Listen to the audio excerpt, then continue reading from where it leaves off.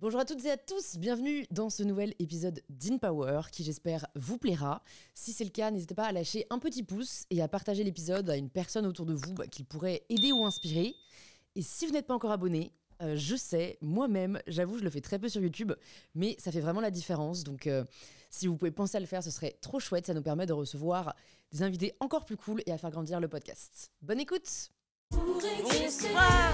Bonsoir. Bonsoir à toutes et à tous!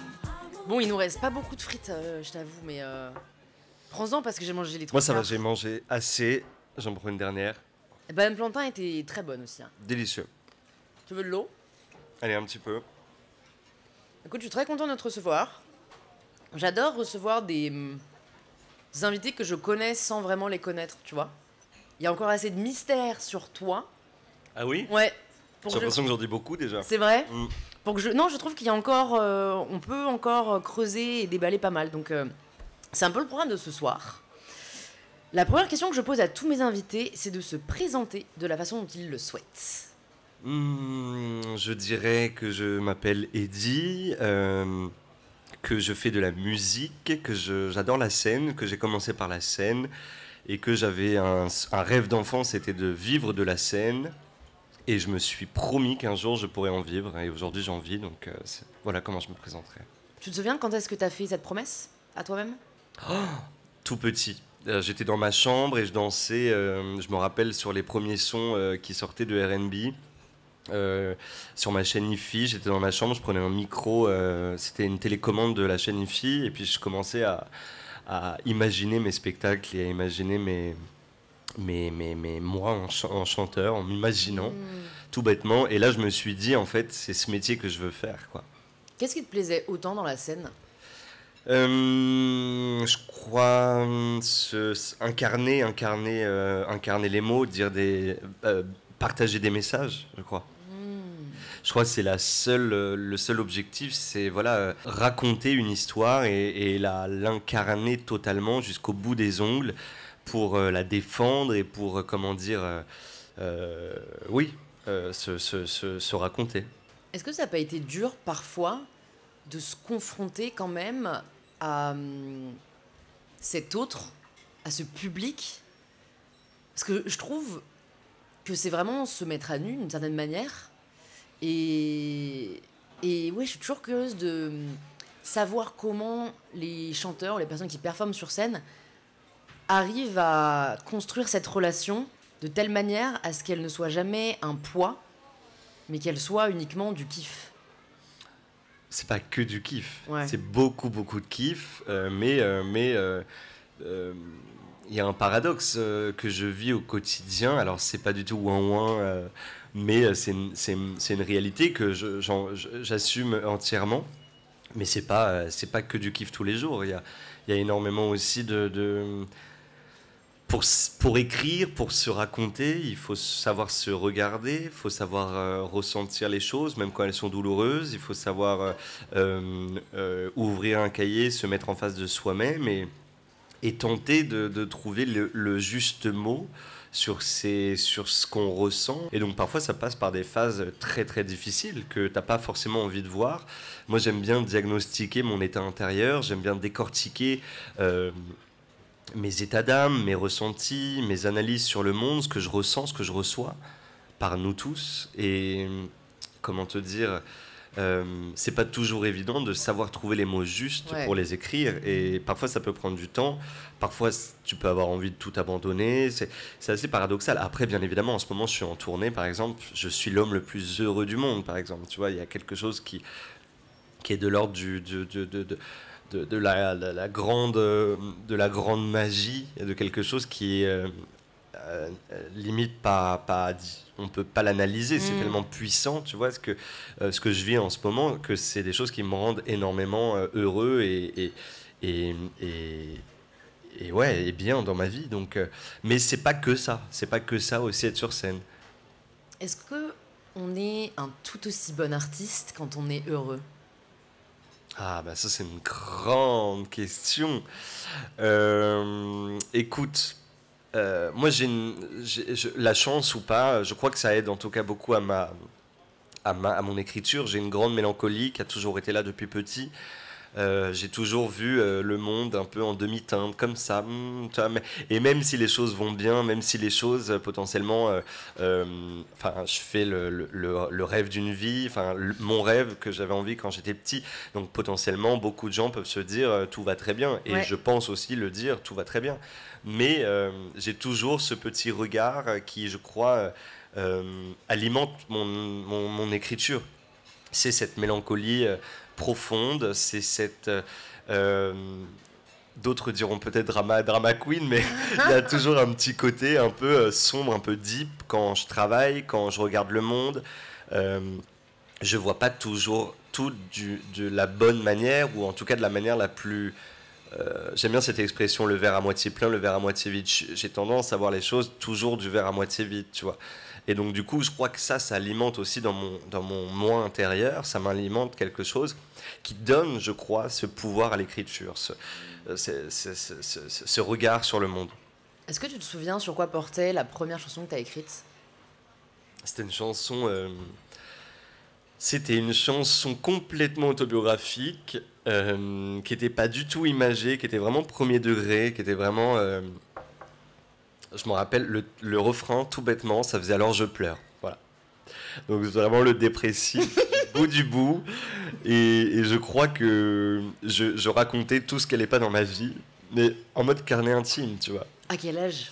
Alors, je pense que j'avais 16 ans. Qu'est-ce qui n'allait pas à cet âge-là?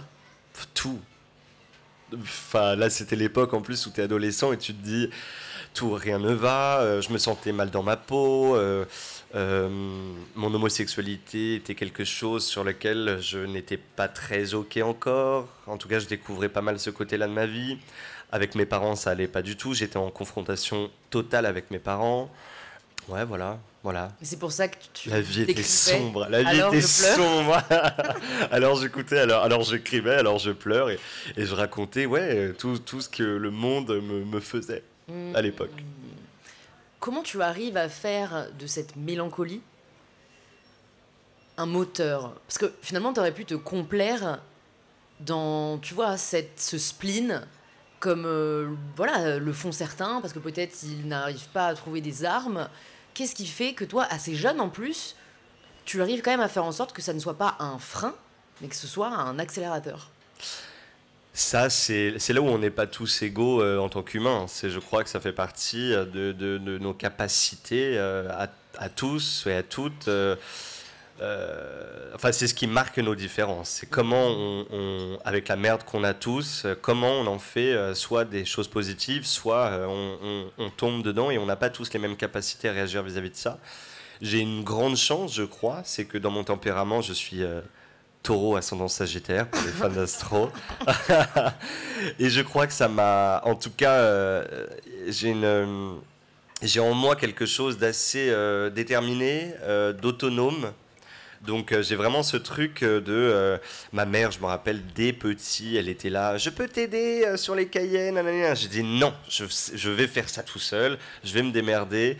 Et j'avais vraiment envie de me trouver les solutions pour arriver à mes objectifs. Donc ça, je crois que ça fait partie de soi, ça fait partie totalement de mes capacités à justement profiter de ce spleen pour en faire, pour le rendre beau, pour le mettre au joli, pour tenter de trouver de la poésie, pour tenter de trouver des rimes. Et ça a été mon objectif. Dès que j'ai compris ça, je me suis dit, mais mon gars, tu vas arriver à briser la terre entière si c'est autant déterminé. Hmm. Donc j'ai fait confiance à ça beaucoup.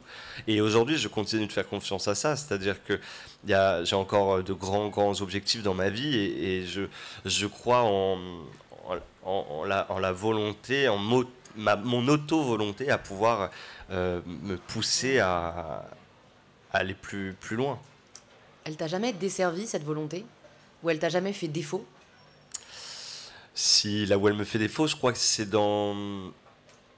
Je crois une certaine... Enfin, tu t'es pas dit parfois... Alors, il y a une partie de ma question qui peut être interprétée de telle manière à ce que ce soit quand est-ce que finalement ça a été contre-productif. Mais il y a aussi une question que je me pose à titre personnel. Comme j'ai beaucoup parlé de santé mentale ces derniers temps, je trouve qu'il y a aussi...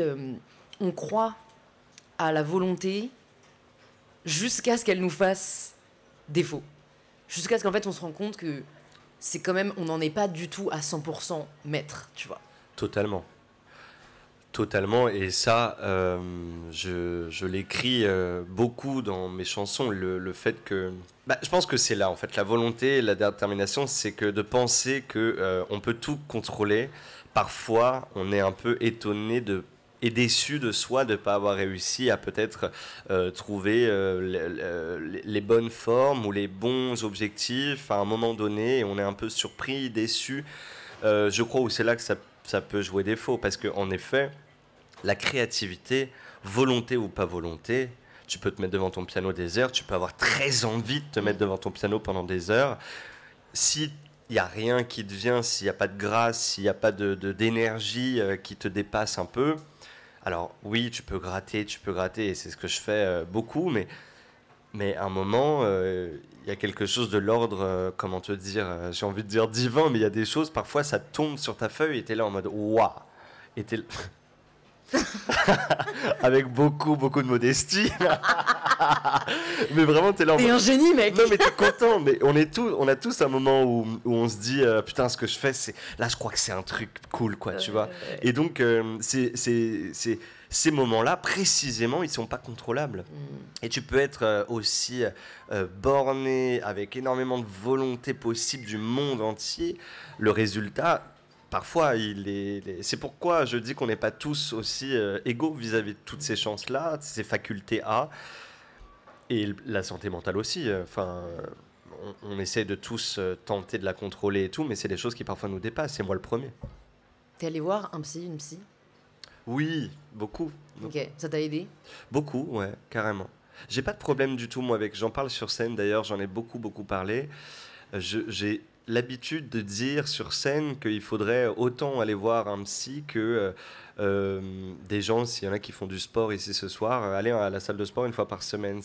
Je crois que c'est un entretien comme quand on entretient notre corps pour pas qu'il pourrisse de l'intérieur ou qu'il s'abîme. Et ben, entretenir notre tête, notre cérébral, notre psychologie, je crois que ça doit être l'effort de chacun. Mais même pas genre on est fou ou genre on a des problèmes, juste comprendre ces mécanismes en fait. Et moi c'est quelque chose que j'ai compris assez vite. J'ai de la chance d'avoir un entourage qui a beaucoup, qui ont été beaucoup dans la psychologie et des études notamment. Et très vite j'ai été familiarisé avec ce genre de sujet. Et très vite j'ai banalisé le truc. À 10 ans je faisais déjà de la psychologie. Ah ouais. Ouais. Et donc du coup, j'ai très vite appris à mettre des mots sur les choses, à comprendre comment je fonctionnais, à comprendre mes automatismes cérébraux, si tu veux. Sur quoi est-ce que la thérapie t'a aidé? Avec le recul, tu vois, tu te dis, putain, en fait, ça m'a vraiment permis ça, ça et ça. Beaucoup de choses en vrai, beaucoup, beaucoup de choses. Après, l'écriture aussi, je pense, m'a beaucoup aidé. Le fait que je fasse mon métier de ma passion, et l'inverse, ça aussi, je pense que ça m'a beaucoup aidé. Mais ce qui m'a aidé le plus dans la psychologie, dans la thérapie, je dirais... je pense que j'ai l'impression de me connaître. On apprend toute la vie à se connaître et jusqu'à la fin, mais je crois que j'arrive à comprendre parfois des réactions. J'arrive à m'auto-diagnostiquer sur certaines façons que j'ai de réagir parfois. J'arrive aussi à mettre plus facilement les choses à distance pour pouvoir discuter et pas réagir dans l'agressivité. Et donc ça, je pense que c'est des choses où la thérapie m'a beaucoup aidé, mettre des mots sur les choses, tenter de tempérer, toujours savoir décortiquer le moment présent, aussi trouble qu'il puisse être. Pour moi, ça m'a beaucoup aidé. Est-ce qu'il y a encore des aspects de ta personnalité que tu aimerais mieux comprendre ou des compétences que tu aimerais acquérir que tu n'as pas encore et pour lesquelles finalement la thérapie peut t'aider? Je pense que c'est dans ce contrôle de tout. Je crois que on parlait de volonté, de être déterminé à. Je crois que ce sont des choses qui parfois m'avantagent, m'aident beaucoup, mais aussi m'handicapent. Et donc je crois que euh, laisser le temps, je crois que c'est ça, c'est la patience de laisser le temps faire, regarder le temps. Je suis un peu comme un hyperactif, ça c'est un grand mot, mais ce que je veux dire, c'est que je suis toujours excité à l'idée de faire plus, tu vois. Ouais. Euh, je me considère un peu, j'adore mon travail, donc j'ai pas l'impression de travailler. Donc dès que je peux avancer sur des choses, je le fais. Et parfois, je crois, surtout pour les zones de création, je crois que je devrais plus me laisser donner plus de confiance au temps, tu vois. Et ça, c'est des choses encore où je maîtrise pas, ou en tout cas, j'ai encore peut-être trop de crainte, ou en tout cas trop, ouais, de crainte de regarder ça en face et de dire, assis-toi 1 heure devant ton piano et attends. Mais moi, je remets beaucoup en question cette injonction qui est dans l'air du temps, et tant mieux, parce que je pense qu'elle reste plus saine que l'inverse. Mais tu vois, si tu n'as jamais été face à ton piano pendant 1 heure à rien faire, c'est très certainement que en fait, ça ne t'inspire pas. Peut-être. Oui, oui, non, mais je dis ça, c'est un peu le cliché du truc, laisser passer le temps, bien sûr. Mais je parle de, de parfois forcer un peu le truc, Ouais, créer ouais. les moments A, aller en studio pour potentiellement, euh, quand tu as fait un premier album et que ça a été toute ta vie jusqu'à tes 25 ans, tu as eu tout ce temps-là. Tu vois ce que je veux dire? Ouais. Aujourd'hui, les albums, pas s'enchaînent, mais en tout cas, il y en a eu 2 autres. Et du coup, tu te dis, tu rentres peut-être dans une rythmique. Tu as envie, tu vois, de. Genre, j'ai pas de temps à On perdre. n'a pas de temps à perdre. Et puis surtout, il y a aussi il y a tout un tas de choses qui existent dans cette industrie qui sont réelles aussi. Tu vois, il ne faut pas faire abstraction totale. Ouais. On parlait de perdurer tout à l'heure. C'est un des sujets, notamment dans cette industrie, qui aujourd'hui est important et de plus en plus compliqué. Donc, c'est des choses, en tout cas, ces petites voix, ces petites pressions en moi sont vraiment quelque chose que j'aimerais apaiser. Pas forcément en me mettant devant mon piano et me disant, allez, il faut écrire, mais trouver une autre méthodologie peut-être pour me dire, ok, prends le temps véritablement. Mm. Tu disais tout à l'heure que finalement, la grâce, tu vois, ces moments de créativité assez magiques venaient sans qu'on les contrôlait. Est-ce que tu as réussi quand même à identifier ce qui te donnait de l'inspiration, et si finalement tu pouvais provoquer, ou s'il y avait des domaines, des univers, des émotions qui te permettaient d'être plus créatif? Hmm. J'ai compris que l'eau était un vecteur pour moi de créativité. J'ai compris que sous L'eau. la douche, j'avais beaucoup, beaucoup de créativité, véritablement. Qu'il y avait des choses qui me tombaient dessus, des Mais c'est vrai, phrases, des chansons. j'en parlais à Joël ici présente qui est quelque part, et je lui disais, moi aussi souvent mes idées me viennent dans la douche, et elle me dit, bah, en Ouais, fait c'est le seul endroit où t'es pas en train de faire quelque chose. ouais. Enfin, tu te douches, quoi. Ouais, tu douches, mais tu vois, c'est passif. Ouais. Et donc c'est Enfin, peut-être un... Alors, je sais pas si toi tu l'as juste coulé de l'eau. Moi, je fais un peu plus que juste couler de l'eau à la douche. Hi, Mais bon, ça ne nécessite- chacun sa ça- douche. pas de jugement. Pas de jugement. Non, non, mais ça ne nécessite pas un effort intellectuel Non, c'est vrai. très C'est important. Et du Si, coup, quel shampoing tu choisis aujourd'hui? ah, tu laves les cheveux tous les jours? Non, mais. Ok. Mais enfin, en tout cas, c'est des choix que tu dois faire. Ah, c'est fort là. Le gel douche. Quel gel douche aujourd'hui? Ah, sur UK ou pas? Tu vois? UK, il paraît que c'est un peu controversé. Ah bon? Ouais, Ah bah, attention. Jojo. Ouais, je sais pas s'il y a des pro UK ici. Ok. Bon, c'est vrai que là, ouais, Bon. on dit pas, mais en tout cas, vive la douche. Vive Ouais. la douche parce qu'elle m'apporte énormément, énormément d'idées, de thèmes, rien que des thèmes. Après, si j'ai la méthode, je te la dirai, mais j'ai malheureusement pas Ouais. de méthode. Non, mais tu vois, Euh, c'est notamment parce que ce truc-là d'émotion, en fait, je me dis, est-ce que fondamentalement, quand on ressent des énergies puissantes comme la colère ou la tristesse ou la rage, euh, bah, en effet, c'est de facto un moteur plus puissant, mais ce qui peut venir presque ensuite à un comportement plus ou moins masochiste de rechercher à ressentir ces émotions. Ouais, non. Moi, il y a clairement des émotions qui m'empêchent, quoi. Tu vois, quand c'est de la trop grande colère, quand c'est de la trop grande frustration, quand c'est de la trop grande tristesse, t'as aucune envie de te dire ouh, Et je si vais on écrivait écrire. aujourd'hui? C'est trop vif, quoi. Donc il faut Ouais. vraiment le temps. Je crois que ça, c'est moi, le temps est un gros allié. Et c'est pour ça que je parle beaucoup de temps et que j'aimerais beaucoup être encore plus familiarisé avec. C'est que j'ai l'impression que les chansons, pour moi, s'écrivent en moi, si tu veux. C'est que j'ai l'impression que quand j'ai un thème, je le laisse un peu de côté et en fait, naturellement, il va revenir en moi. S'il est puissant, si par exemple, il a envie de revenir, eh ben, il reviendra coûte que coûte. Peu importe la vie, peu importe les éléments, peu importe. Et un jour, il va sortir. Tu vois ce que je veux dire? Ouais, ouais, J'ai ouais. l'impression en fait Une forme de que gestation, quoi. ouais, exactement. Comme si c'était un petit bébé. Voilà, un petit bébé de chanson. Et puis, je suis là, je le sens, je l'ai fait. Et puis, à un moment, ça sort, quoi, tu vois. Et en fait, toute cette période, eh ben, je crois qu'elle m'aide beaucoup inconsciemment à construire les chansons. Et c'est comme ça qu'elles sortent. T'as quand même un petit bébé qui a mis 25 ans à venir au monde. Et ensuite, c'était quoi? 2 ans 2 ans. 2 ans avec ton prochain album? Ouais. Le deuxième et 2 ans après, le Le troisième. troisième, comment tu fais pour finalement réussir à réaliser un exercice pour lequel tu as vraiment pris ton temps et ensuite devoir aller beaucoup plus vite parce que, comme on l'a dit, en effet, derrière, il y a la réalité d'une industrie. Écoute, ça c'est, je sais pas. Je sais pas quoi te répondre.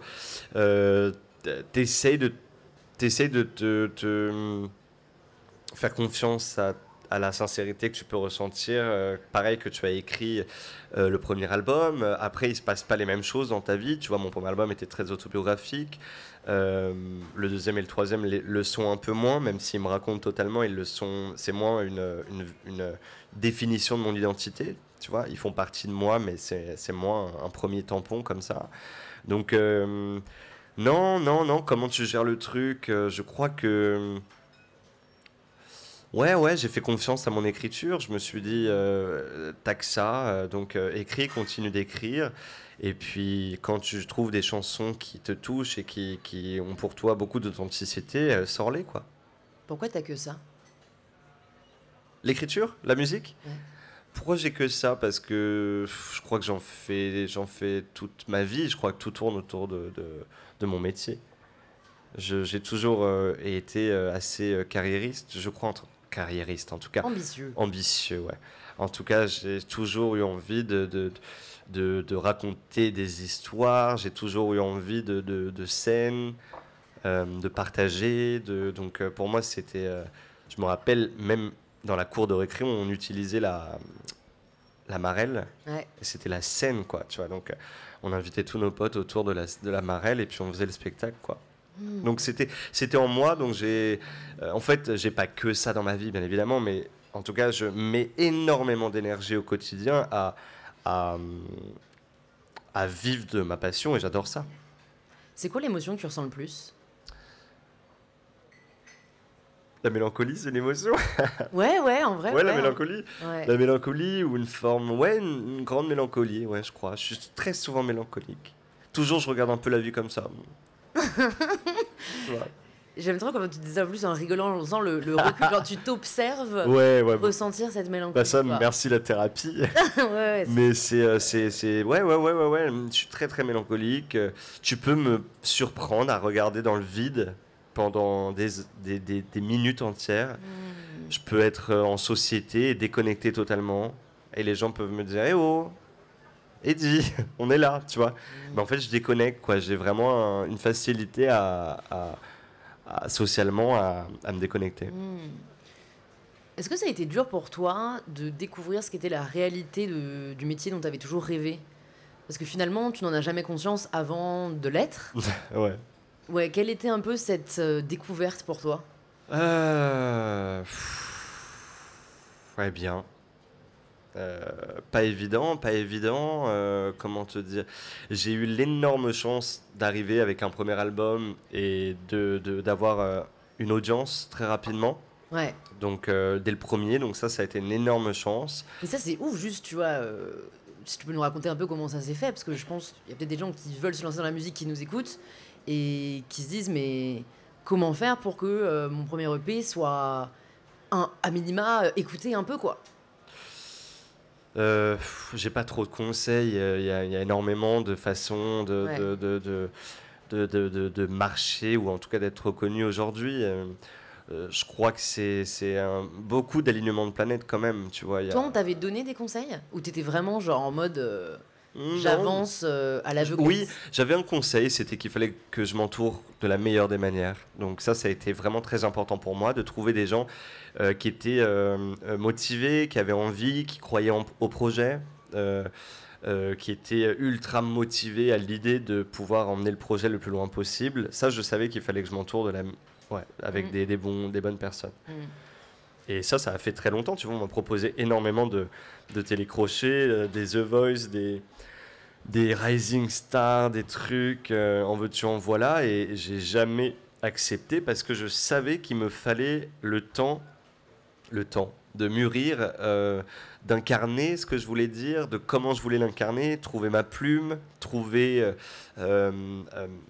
ma façon de me présenter, ma façon de me produire. Donc toutes ces questions-là, elles ne marchent pas en 6 mois dans un château à la Star Academy, tu vois, même si j'adore la Starac.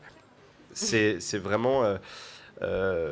c'est pour moi le temps d'auteur, le temps d'incarnation, d'interprète n'est pas le même temps que comme ça en 3-4 mois tu peux l'avoir grâce à une télé. Donc j'ai pris ce temps-là, j'ai rencontré énormément de gens, je faisais des scènes en parallèle, des scènes dans des caves à Paris, dans le 10e, au Kibélé notamment. C'est très sombre ce que tu nous dis là. Ouais, non mais il y avait 30 personnes, c'était vraiment... Et franchement, je m'en rappelle, mes potes m'ont toujours suivi, ont toujours été énormément là, tu vois. Et aujourd'hui, ils sont là à Bercy, donc ils ont vraiment suivi. Vous avez parlé sur le bon cheval, les gars. Non, et donc voilà, et donc après, voilà, on fait des rencontres. Je me rappelle, tu vois, un truc tout bête, mais c'est une bonne anecdote, c'est que j'avais une pote qui habitait chez moi à une certaine époque parce qu'elle voulait, enfin, elle cherchait un logement sur Paris, donc je lui prêtais le canapé. Et elle me dit, elle était en école, master de management ou un truc comme ça. Et elle me dit, si tu veux, je peux servir de comment dire, d'impresario, enfin d'entre partenaires, de manager, un peu, ouais, quoi. manager, pour t'aider. C'est vrai que quand t'es personne, c'est très compliqué d'arriver avec tes petites fiches et tes petits CD. Bonjour, venez, tu vois.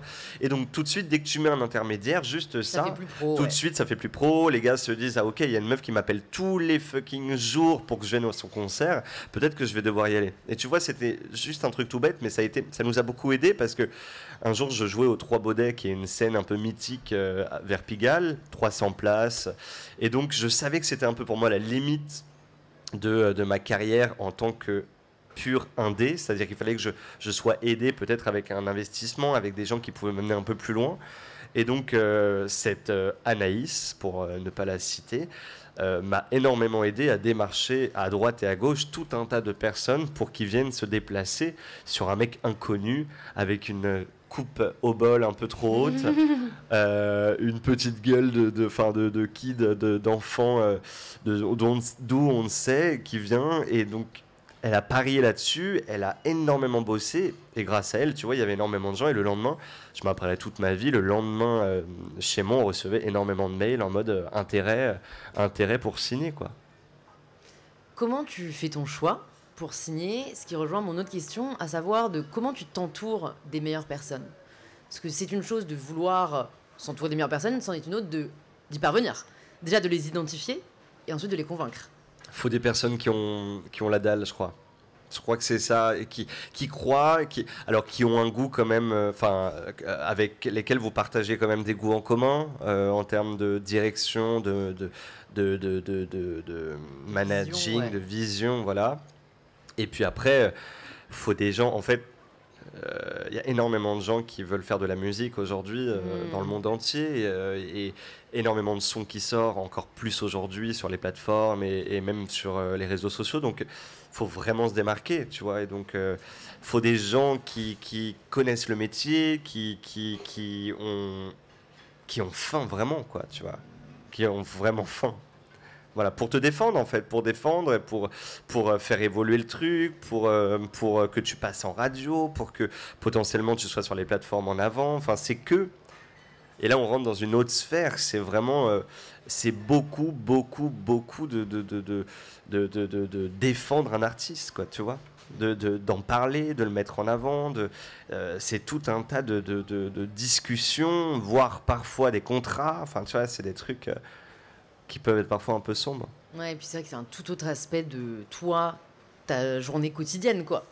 Oui. C'est hyper important que quelqu'un s'en charge Ouais, pour que ouais, tu puisses c'est avoir vrai. le temps Bah, de... c'est toujours délicat, même aujourd'hui, c'est toujours délicat pour qui que ce soit, pour quiconque, que de se, comment dire, que de se raconter soi-même, surtout chez des gars qui parlent pas véritablement musique en plus, qui parlent vraiment profil. Et enfin, ça c'est vraiment le côté industriel qui malheureusement existe dans la musique aujourd'hui, mais il faut des gens qui puissent en parler de la meilleure des manières. Ouais. Comment est-ce que tu penses être que les gens ne perçoivent pas? Tu vois ce que je veux dire ou Comment? pas? Waouh, c'est une question hyper dure. Je pense que je suis plus drôle que les gens pensent. Les gens pensent que... Mélancolique mais fun. Non, mais je pense que je suis réellement drôle. Plus drôle que ce qu'on me voit là. C'est drôle parce que beaucoup de gens me disent, bah, même par exemple j'ai fait Popstar sur Amazon il n'y a pas longtemps et on discutait avec les gagnantes et elles me disaient, elle disait en interview et tout, celui qui nous fait le plus peur, qui nous impressionne le plus, c'est Eddie. J'étais là, pourtant j'ai l'air hyper sympa. Mais en fait, je sais pas, je sais pas, j'ai une posture un peu peut-être sérieuse où je suis tellement. Moi, je suis pas là pour rigoler, j'étais là pour chercher des talents en fait. J'étais là pour bosser. Et donc, c'était pas pour le divertissement en mode wouhou. Ouais. Et donc, je crois qu'elles ont un peu ressenti, mais. Ouais, je crois que c'est vraiment ça, le point sur lequel je pense que les gens ne savent pas, c'est je crois que je suis le... Je dirais même que je suis le plus drôle de tous mes amis, je crois. Et humble, je pense aussi. Et très humble. Mais justement, Popstar, en effet, j'ai vu passer. Big up d'ailleurs, si vous n'avez pas écouté l'épisode avec Louane, je le mettrai dans la description. C'est pas trop responsabilisant comme tâche parce que en fait, finalement, tu as entre les mains la possibilité de make or break la carrière d'un artiste. Ouais, ouais. Non, mais c'est... Ouais. Après, moi, je l'ai vu un peu en mode... c'est notre objectif, quoi, tu vois. C'est pourquoi je te dis, j'étais en mode sérieux. Il fallait pas qu'on se trompe, quoi, dans le côté, les voix, comment ça peut matcher ensemble, quelles voix vont avec... Enfin, qui va avec qui et tout. C'était vraiment la complexité, elle était là, quoi. Trouver l'harmonie. L'harmonie, exactement. Et donc, c'était un peu comme si on était des producteurs, tu vois, un peu plus que des jurys. On essayait de créer quelque chose qui potentiellement pourra marcher entre elles, là, pour le coup. C'était sur ta bucket list ou pas de faire d'être jury pour une grande émission de musique? Non, mais je l'exclus pas, j'ai jamais pensé à être jury. Enfin, c'est pas par là que j'ai commencé, tu vois. Mais quand on m'a proposé, je me suis dit, en vrai, pourquoi pas. C'est hyper intéressant de pouvoir donner sa vision, entre guillemets, artistique, de pouvoir encourager une nouvelle génération. Moi, je trouvais ça cool. Est-ce que tu pouvais leur donner des conseils? Et si oui, quels conseils tu leur as partagé que tu aurais aimé qu'on te donne avant? On va y revenir, mais tu pourras appeler le podcast par ce nom-là, mais je pense que c'est le temps de lentement, parce que tout était un peu speed. Elles sont sorties, fallait écrire rapidement, fallait sortir rapidement quelque chose, et donc du coup, ça c'est quelque chose qui, pour l'élan artistique, surtout qu'elles ne se connaissaient pas avant, c'est parfois un peu compliqué. Tu vois ce que je veux dire? Donc pour créer quelque chose, une musique qui en même pas un mois et demi peut sortir comme ça, je trouvais ça un peu tight en termes de justement de maturité de son, de choix artistique, tu vois ce que je veux dire? Et donc je pense que on a eu une discussion avec elle et on leur a dit en studio, tentez de prendre confiance, parce que c'est nouveau pour elle, c'est hyper impressionnant d'arriver, tu vois, dans un studio avec plein de gens et tout qui sont là, on va te faire un son, nanana. Parfois, tu sais pas comment dire non, tu sais pas exactement non, bah, c'est pas mon style. En fait, je crois que je préfère dire ça. En fait, tu vois, c'est compliqué. Et d'assumer ça, moi, il m'a fallu du temps aussi, tu vois, pour des gens parfois que tu connais pas, dire en fait, c'est de la merde ce que tu me fais là, j'ai pas envie de ça du tout. Bah, c'est pas évident. Donc, on leur a dit, on leur a conseillé, et je leur ai conseillé de, de, de, de trouver un maximum de temps sur justement ces choses-là pour qu'elles puissent y revenir, pour qu'elles n'aient pas de regrets sur ce qu'elles allaient sortir. Et c'était un peu la discussion qu'on avait. De l'extérieur, on en parlait avec Noah de ma team juste avant, on a toujours l'impression que les personnalités publiques, que ce soit des acteurs, des chanteurs, des entrepreneurs, ont vraiment, genre, they have their shit together, tu vois, genre, ils savent vraiment ce qu'ils font. Ils n'ont pas vraiment d'obstacles, enfin, tu vois, ils atteignent un peu tous leurs objectifs, ils vont toujours plus loin, etc. On sait que c'est faux. Je sais que c'est faux. Quelles sont, toi, vraiment les grosses bosses que tu as rencontrées au cours de ton parcours? Les questions, elles sont bien, Psychanalyse. elles sont bien. Ok. Les obstacles que j'ai rencontrés. Parce qu'en plus, c'est toujours plus dur d'en parler, genre. Ouais, c'est dur. Enfin, même moi, j'ai encore un truc pudique un peu dedans, genre, j'ai pas envie d'admettre que ça s'est pas passé comme je voulais que ça se passe, tu vois. Les obstacles, waouh. Après, franchement, si t'as du mal à les trouver, c'est plutôt bon signe, hein. J'ai pas eu d'obstacle en Ouais, fait. en fait, si. I have my shit together. Non, laisse-moi réfléchir 2 minutes. Les obstacles, il y en a eu.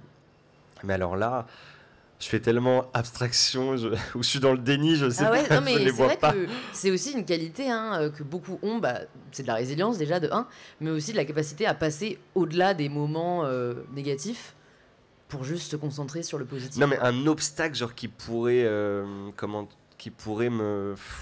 Là, t'as quand même eu ces heures de procès. Ah oui. Ça, c'est marrant, t'y penses pas. Ah oui, putain, bon. Je suis là pour te le rappeler. Oui, merci. Merci beaucoup. Oui, alors ça, c'est un obstacle. Mais je pensais, enfin, ça m'a pas touché clairement dans ma carrière. Pour moi, ça m'a touché vraiment personnellement. Ouais, mais pour moi, les obstacles, ils peuvent aussi carrément être personnels. Hein. Ouais, carrément. Tu vois, ouais. Ah non, oui, des obstacles de vie, oui. Carrément, il y a eu ce procès, carrément, avec qui m'a coûté beaucoup d'énergie et beaucoup de résilience aussi, parce que ça a été très long. De voir ces personnes-là sur le banc de la justice, ça a été très douloureux. Donc aujourd'hui c'est quelque chose que je mets, Ouais, t'as pas envie de t'en rappeler quoi. Bah en fait j'ai été jusqu'au bout avec cette histoire, tu vois. Je suis allé porter plainte, on a été jusqu'au procès, il y a eu 11 condamnations. Donc j'ai eu des éléments de réponse, si tu veux, par la justice. Ouais. Donc t'as pu, entre guillemets, passer à autre chose. Bah, ça m'a vraiment aidé à passer le cap, carrément. Ouais. Et tu dirais que c'est le seul obstacle de vie qui t'a mis de... J'ai pas l'expression avec la machine, là, des trucs dans... Non, mais c'est étrange de dire un obstacle de vie. Ça fait vraiment le mec, tout va bien. Genre, de quoi il parle en fait. Non, mais comme je dis, ça se trouve, t'as vraiment l'état d'esprit qui te permet de te dire, genre, bon, bah, ok, peut-être qu'à un moment, j'ai eu ce problème avec tel manager, ou tel problème sur telle chanson, ou tel retour du public qui n'a pas été ce que j'espérais, et en fait, juste, je me concentre pas là-dessus. Bah, je parlerais peut-être du deuxième album. Je pense que ça a été un obstacle un peu où je me suis dit ah ouais, en fait je suis arrivé, j'étais comme un fou dingue, tu vois. Je fais un premier album, j'en vends 400 000, t'es là en mode waouh, en fait c'est comme ça en fait, le business, tu vois. Ça y est, ils ont découvert mon talent. Donc vite maintenant je vais faire un deuxième, tu vois. Et t'arrives, deuxième, waouh, en fait l'accueil, alors on a fait platine, ce qui est énorme quand même pour un deuxième album, mais quand même c'est toujours, en termes de chiffres en tout cas, c'est toujours, tu te dis, c'est toujours moins bien reçu que le premier. Ouais. Ou en tout cas, il y a où sont ces 300 000 personnes supplémentaires. Ouais. Et donc, tu te dis, ok, en fait, la carrière, ça se construit véritablement comme ça. Qu'est-ce que je vais faire après? Comment tu vas rebondir sur ça? Donc, je pense que là, ça a été un obstacle niveau de mon métier où je me suis dit, ok, c'est pas en fait, mon gars, il faut que tu bosses fois 1000, encore plus que ce que tu pensais devoir bosser. Tu vois ce que je veux dire? Ouais, je Je vois. me suis dit, là, il faut Tu vraiment... penses que c'est une histoire de taf? Ah, je pense que je l'ai pas assez, peut-être. Ouais, je pense que... Ah oui, je peux que me retourner sur le travail, ouais. Tu penses que c'est quoi, toi? L'alignement des Écoute, planètes? non, j'y crois absolument pas. Non? Je pense que c'est une excuse pour se déresponsabiliser. Ouais. Non, mais je pense que... Enfin, il y a forcément une partie de travail. Peut-être le fait qu'il y ait eu un effet de...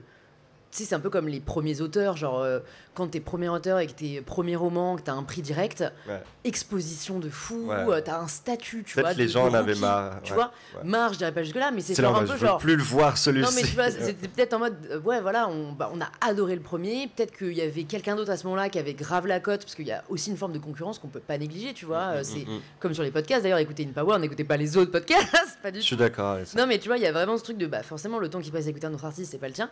Et c'est ça qui est un peu dur, je trouve, en effet, dans les métiers artistiques, cette forme de bataille pour exister, alors qu'en fait, genre, bah, en fait, si toi, tu pouvais juste faire ce que t'aimes faire sans avoir à le marketer, Ouais. sans avoir à te vendre, Ouais. pour que les gens écoutent. Ouais.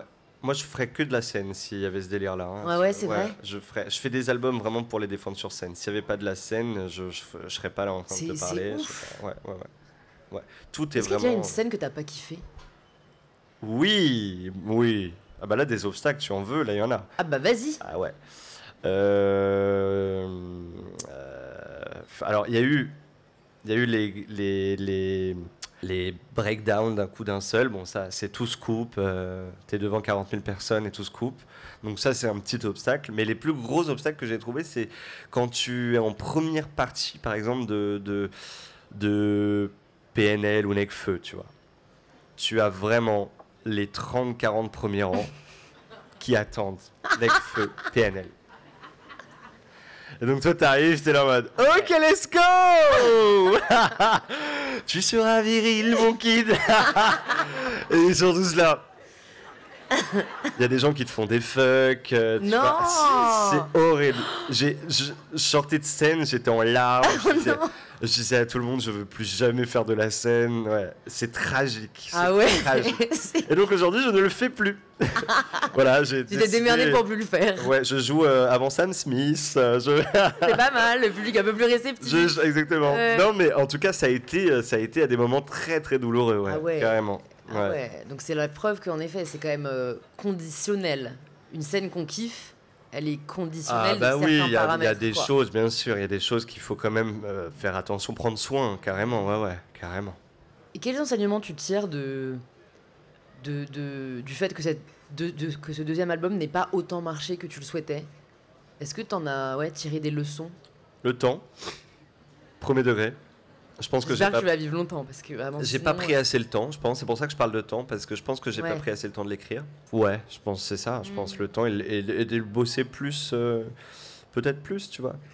Mais c'est pas évident, t'es pris aussi. Il y a cette petite bien sûr. timing, cette petite minute tic-tac qui te dit, tu vois, les gars avec qui tu travailles, qui te disent, bon, faut pas tarder, toujours, Ouais. tu vois. Et donc tu Ouais. rentres dans un espèce de manège et tout, et tu te dis, bon, tous tes collaborateurs qui t'ont dit que le premier était génial te disent qu'il est génial aussi le deuxième. Donc il y a un moment aussi où tu fais confiance en ça. Ouais, c'est vrai. Et donc tu y vas à fond et tout. Après, comme je te le dis, l'industrie aujourd'hui, elle est de plus en plus compliquée. Elle n'est même plus ce que c'était quand je suis arrivé en 2017 à aujourd'hui. C'est plus du tout les mêmes stats, c'est plus du tout les mêmes chiffres. Tu vois, tu peux compter sur les doigts de la main aujourd'hui qui fait un album de platine. Tu vois, en France, c'est pas énorme. Il y en a pas des millions. Tu vois. Donc, je suis content quand même qu'on soit arrivé jusque là. Mais c'est vrai que quand on compare en fait aux albums auparavant ou les suivants, eh ben, tu remarques, tu peux te faire un peu cette analyse-là. Après, tu vois, moi je suis content, je me dis, c'est un peu comme des tatous, les albums, tu vois, ils sont là, ils seront là toute ma vie, et donc ils vivent, ils sont réécoutés ou pas, tu vois, mais ça marque quelque chose, moi, dans mon histoire, c'est des checkpoints, des moments, il fallait que je le sorte à ce moment-là, l'histoire s'est faite comme ça, Et voilà, et j'ai pu faire un troisième album. Mais en fait, quand tu as ça sur le moment, tu as l'impression que le monde va s'écrouler, tu vois. Et donc tu te dis, putain, mais est-ce que je vais pouvoir continuer à faire ce métier? Est-ce qu'il y aura encore des gens dans mes salles? Est-ce que dans les zéniths, il y aura des gens? Et là, je repars en tournée des zéniths, donc c'est vraiment... Mais oui, mais parce que en fait, finalement là, c'est des angoisses qu'il faut que, tu vois, je mette un peu plus loin. ouais, bah déjà, bon, je vais faire mon petit commentaire après, il y a la question qui m'est venue par rapport à ça, mais je pense que ce dont tu parles, c'est les ventes d'albums. Or, aujourd'hui, en effet, c'est sûr, moi la première, je pourrais pas te citer le dernier album que j'ai acheté. Par contre, j'écoute beaucoup en streaming, et donc du coup, en salle de concert, je me déplace tout autant. Parce que finalement, j'écoute quand même les artistes tout autant. Donc je pense que les salles, il y a quand même encore vraiment cette... tu vois, ce plaisir à venir écouter un Bien artiste sûr. qu'on adore. C'est quelque Parce chose... que j'ai ouais. acheté un album, mais en fait, j'ai même pas de lecteur CD. Quoi? Non, Vinyle? non, Non. non. Tu AirPod. devrais y aller. AirPod. Tu devrais y aller. Non, mais en plus, après, franchement, je dis ça, mais j'achète l'album de mes potes pour les soutenir. Bien sûr. Mais du coup, ils sont dans ma bibliothèque. Oui, oui. En mode décoration, tu vois. Mais la question que je me posais, c'est... Quelle est la définition de la réussite dans le monde de la musique? Est-ce que c'est le nombre d'albums? Waouh, waouh. Je crois que, en tout cas pour moi, je crois que c'est un peu mon problème. En fait, c'est très paradoxal pour moi parce que je crois que c'est ce qui me fait, c'est ce qui me donne mon moteur au quotidien, c'est-à-dire toujours me dépasser et tenter de faire des nouvelles choses, d'aller plus loin, de remplir de nouvelles salles, les plus grandes. J'ai un peu ce truc d'athlétiste, en tout cas de sportif, ouais. tu vois, ce truc de... donc je l'ai en moi, Performance. ouais, et c'est ce qui, je crois, m'alimente énormément, en tout cas dans la façon dont je manage ma carrière. Je crois que c'est quelque chose qui m'anime énormément. Euh, Après, ce qui m'handicape beaucoup aussi, c'est que j'ai l'impression que c'est jamais assez, tu vois. Ouais. Et ça, c'est un peu frustrant, c'est que je suis jamais satisfait, tu vois. Là, on fait un Bercy, maintenant je veux faire l'U-Arena. Enfin, tu vois, c'est genre, en fait, ça ne finit jamais, tu vois. Et ça, c'est un peu ça. Tu vois, on parlait de quelque chose qu'il faut que je pense qui doit Continue à évoluer en travailler, moi, ouais. que je continue à travailler. Je pense que c'est aussi trouver. Après, c'est mon moteur aussi, tu vois. Ouais, mais je pense Donc, que c'est... Ouais, c'est un entre-deux, mais c'est que tu vois, tu as toujours envie de plus, tu as toujours envie de faire des nouvelles salles, enfin, tu vois, et moi, c'est ce qui m'anime énormément, quoi. Est-ce que tu en parles avec d'autres artistes? Et notamment, tu vois, je me demande, on parlait, hein, quand on grignotait nos patates douces, de Blackpink, BTS en Corée, qui sont à un niveau, pas juste en Corée, mais à l'international, en fait, sans concurrence. Tu vois, vraiment, Ouais. ils sont au sommet. Et je me demande ce qu'eux ressentent. Parce que tu vois, quand t'as déjà rempli les J'espère plus qu'elles sont grandes contentes. salles... Ouais, mais j'imagine que c'est propre à l'humain de quand même chercher... Plus propre à l'humain, je sais pas, propre au capitalisme, oui. Et donc, Oui. ouais, est-ce que tu en as déjà parlé avec des artistes? Est-ce que tu sens qu'il y en a que ça n'atteint pas? Je pense que si on est à un certain niveau, je crois quand même que ça nécessite un gros moteur quand même de performance, je crois, parce que en tout cas, il y a beaucoup de choses sur lesquelles enfin, le rythme, Ouais. l'intensité de se raconter, la pression quand même, elle est assez intense quand même dans nos métiers, surtout quand on est en phase de promo, de sortie. Euh, donc du coup, je crois que on a tous faim quand même de soif de reconnaissance, je crois, à un endroit. Sinon, ça n'en vaudrait pas la peine de sacrifier autant de choses, je crois, dans nos vies pour que... euh, enfin, pour le résultat qui n'est peut-être pas à la hauteur du truc, tu vois. En tout cas, moi, je mets tellement beaucoup de choses dans ça et je l'ai mis toute ma vie que c'est pourquoi mon exigence est haute et pourquoi mes objectifs sont hauts. C'est que c'est pour ça que j'aime dire que j'ai que ça, mais j'adore avoir ce métier-là parce que il me raconte, il m'incarne et je le travaille au quotidien et ça me donne autant que... Enfin, tu vois, c'est un... Donner pour recevoir. Merci. Qu'est-ce que tu sacrifies? Ma vie peut-être relationnelle parfois. En tout cas, c'est des choses que tu essayes de gérer, mais forcément, tu vois moins tes amis, moins ton entourage. Donc ça, forcément, quand tu es sur la route ou quand tu es en promo, t'es obligé, tu peux pas gérer les deux, donc ça c'est vraiment quelque chose. Qu'est-ce que je sacrifie T'essayes toujours de gérer, mais il y a des choses, tu peux pas te diviser parfois. Qu'est-ce que je sacrifie T'arrives à dater? À dater? Ouais. J'ai plus besoin de dater. Ah bon? Ouais. Ok. Ouais. Problème réglé. Non mais franchement c'est un... Mais fut c'est un un temps, j'ai sujet. beaucoup daté. Ok. Ouais. À l'époque où t'étais déjà Ouais. public? Moi. D'accord, ok. Ouais. Ok. Je trouve que non mais c'est un C'est sujet. tout. Franchement, moi je balance des grosses exclus.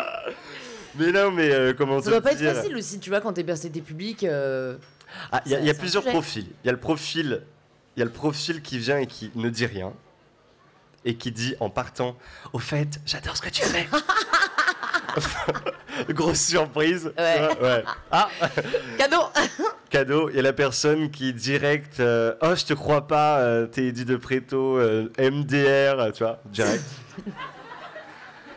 Et il y a le troisième profil qui ne sait pas forcément, qui s'en fout. En tout cas, qui fait aucun lien, quoi, tu vois. Ouais. Et ceux-là, je les préfère. Ouais. J'adore. Ouais. Qu'est-ce que t'as envie de... Quelle ambition t'as pas encore assouvie? À part l'accord Arena. Ah, professionnellement? Bon, comme tu veux. Ouais. C'est dur, hein. Tu saurais Ce répondre, serait pas toi drôle. Ouais. Mais C'est quoi c'est pas... J'ai envie d'avoir mon émission. J'ai envie d'écrire un roman. Genre à la télé? Sur Twitch? Ben, écoute, Twitch, j'ai un peu peur du sexisme parce que toutes mes Ouais. amies femmes qui sont dessus, vraiment, elles se sont fait harceler fort. Hmm. Télé, pourquoi pas, ça dépend de la chaîne. Mais après, il y a plein de plateformes aujourd'hui où je pense que ça va se développer. Écrire un roman parce que j'ai écrit des essais, mais j'ai pas encore écrit de fiction parce que je trouve que c'est beaucoup plus dur d'écrire de la fiction. Ok. Pour le coup, tu es très très tributaire justement de cette créativité.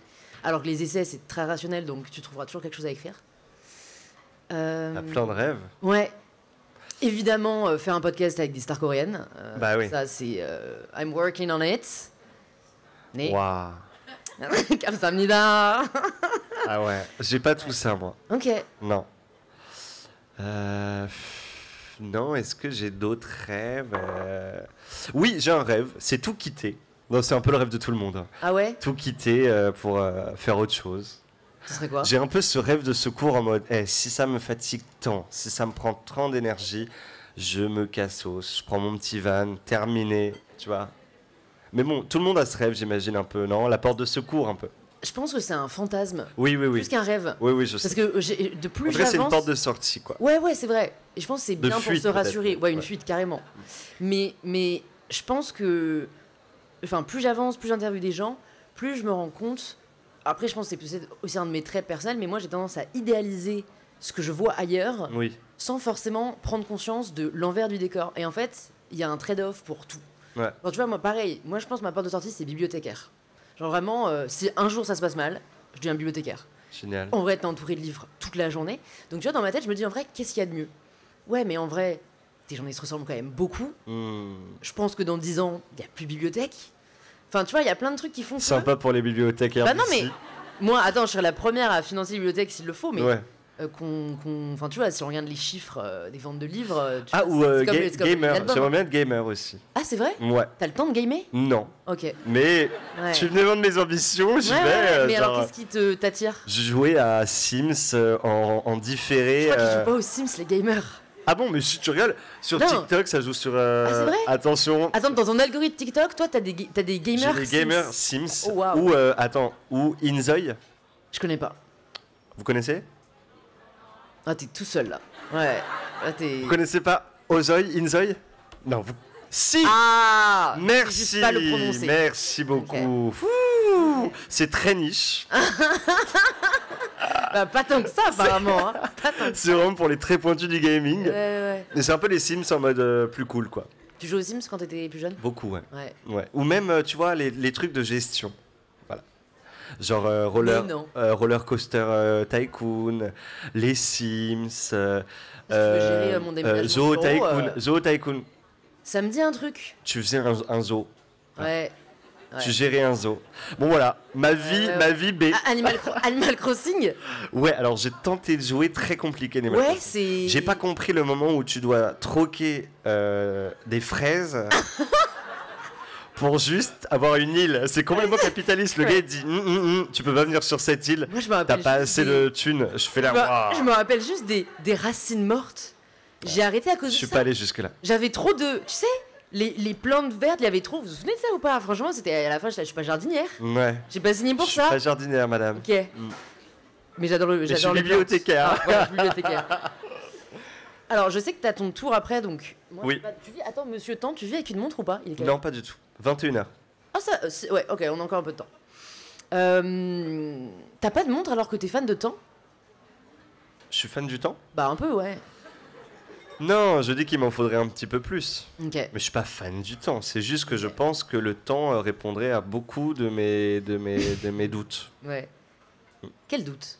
Bah, mes doutes sur justement sur est-ce que c'est une bonne chanson, est-ce qu'il faudrait la sortir, est-ce que j'ai pris les bonnes décisions, est-ce que je trouve que le temps, bon c'est des phrases de vieux là peut-être, mais je crois que en tout cas ça donne soit de l'épaisseur aux choses et qui te dit du coup qui te dicte le fait que ça va en tout cas que t'aies du recul suffisant pour valider des choses ou pas. Ouais. Et parfois, dans cette industrie ou même dans la vie au quotidien, on n'a pas suffisamment ce temps-là.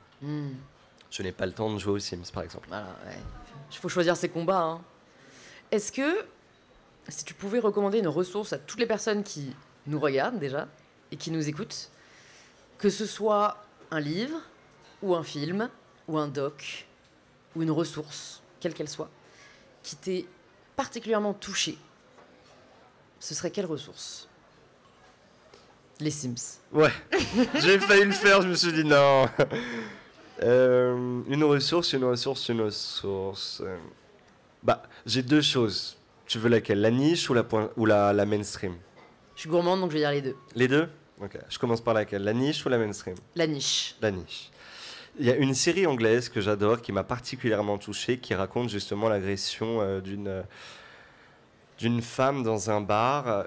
Elle est autrice et elle a écrit cette série et elle m'a particulièrement touché parce que tu sais c'est ce genre de série un peu comme Le Petit Reine là où c'est des gens qui racontent. Alors la série s'appelle I May Destroy You et tu sais c'est comme un premier album pour moi ces séries quoi. C'est tellement proche de nous, c'est tellement dans l'identité de ce qu'on est, ça nous définit tellement que y a quelque chose un petit plus comme ça qui vient moi m'attraper les tripes et cette série en est un exemple. Donc si vous savez pas quelle série regarder, je pense que I May Destroy You pourra clairement vous toucher.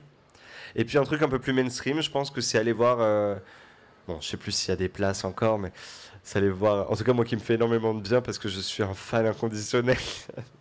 C'est aller voir Qu'est-ce qu'il m'a dit? Un concert? Je le dis ou pas? Un concert, ouais. Un concert, mais d'une fille particulière qui s'appelle Adèle, à Vegas ou à Munich. Mais mon Munich, c'est passé. Ouais. Mais à Vegas, mais voilà. Et ça, c'est des choses qui me remplissent énormément le cœur. Ensuite, si tu pouvais entendre quelqu'un à ce micro, qui est-ce que ce serait? Entendre quelqu'un pour Ouais. la prochaine? Ouais. Ok. Français, du coup. Hein. Ou coréen.